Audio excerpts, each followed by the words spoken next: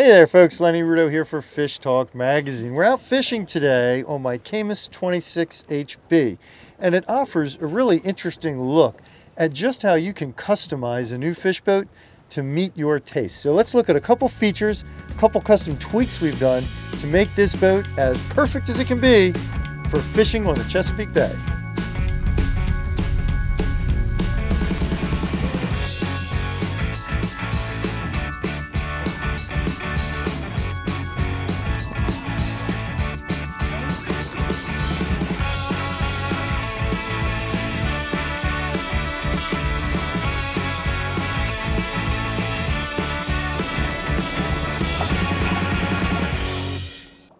One of the most critical items on this boat, at least I would say it's one of the most critical, is this Minn Kota, which has got spot lock. It's a tremendous feature. Right now, I've pulled us in tight to a bunch of rock piles that are underwater here.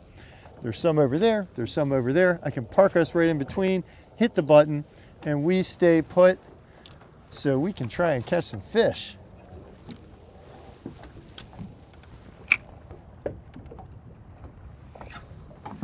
That Minn Kota on the bow goes in concert with my electronic system. Now, everyone's got their own favorites when it comes to electronics.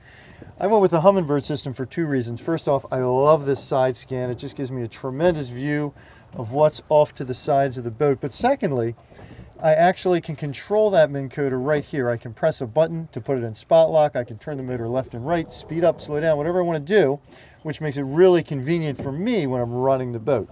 There's another piece to this electronics puzzle, and that's up top at the upper station. I've also got another Humminbird up here on the second station, so I can control the motor from up here. I can still see my side scan. Plus, I've got a remote. I can really control that from anywhere on the boat, but it really makes it convenient to control how we're sitting and where we're going while we fish. Now, this Caymas is also available with an enclosure here at the helm and no upper station.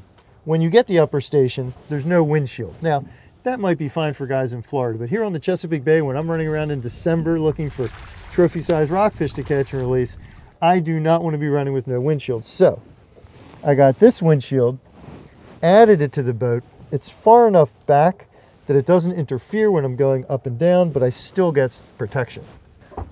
All over this boat, you're going to see one of my favorite customizations, and that's this reflex decking. There's several brands. Pick out whatever you like. What is important is that you have a professional install this stuff. They know how to prep the deck so it sticks, it doesn't come up.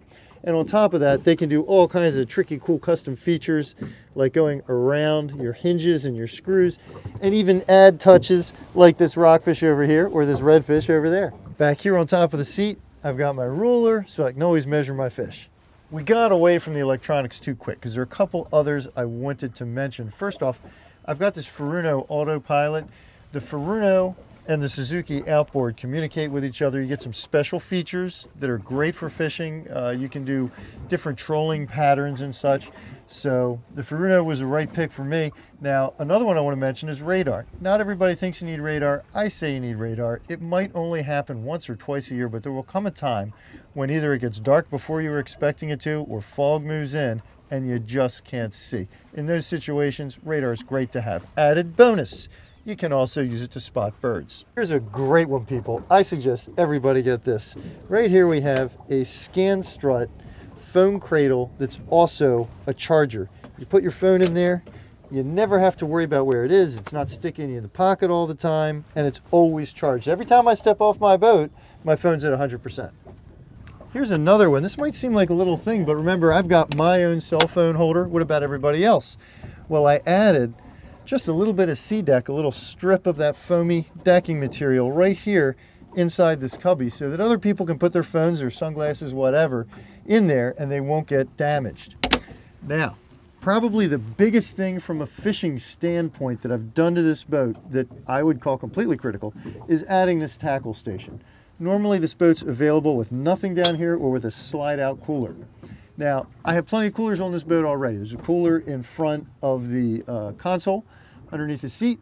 It's got two live wells, which are both insulated. They both function as coolers perfectly well. So I opted not to have the cooler and instead got this unit built by a company called Teak Isle. They make all different kinds of varieties. And in here, I've got tons and tons of tackle stowage. I can keep everything in there, and then I've got these drawers for my bulk storage. So here, I've got my little snippers. I always know where they are. As soon as I start fishing, I take them out, I drop them in there. I always know where my leader is. I love having this organization on the boat. Of course, you know, there's lots of ways you can customize a boat. This is just the way that I've set it up for the way that I like to fish. If you're a die-hard troller, you might want to do something different. If you fish bottom all the time, you might want to do something different. But don't just expect that boat to come off the factory floor and be perfect for you and the way that you fish. One final item that I do like, that I customized on this boat, and that's the stereo system. I like it to pump because you know what? After I catch some rockfish, I do like to rock out.